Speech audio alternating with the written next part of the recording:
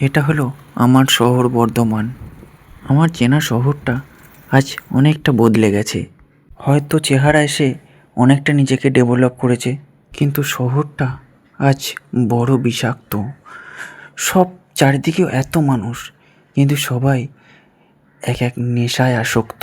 আমাদের শহরের বুকে এক অন্যতম মিষ্টি জায়গা হলো টাউন হল, যেখানে সবসময় থাকতো না খুব একটা কোলাহল, বেশ শান্ত নিরিবিলি। সেখানটাও আজ হয়ে উঠেছে বিষাক্ত। চারিদিকে দূষিত হাওয়া। এই সুন্দর মনোরম পরিবেশেও পড়ে গেছে ব্যবসায়ীদের থাবা। শহরটা কেমন যেন আজ বড় বিষাক্ত। এতগুলো মানুষ আছে, সবাই নেশায় আসক্ত। মানুষগুলো নড়ে চড়ে, কিন্তু মুখে কথা বলে না। হাতে সময় নেই, মুখে হাসি নেই, সবাই যেন মেশিনের মতো ছুটেই চলেছে।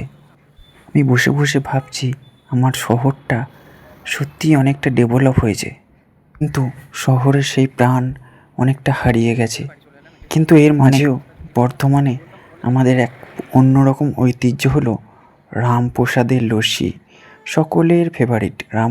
সময়ের সাথে এর মূল্য একটু বেড়েছে, কিন্তু এটা ঠিক আগের মতো একই রকম আছে।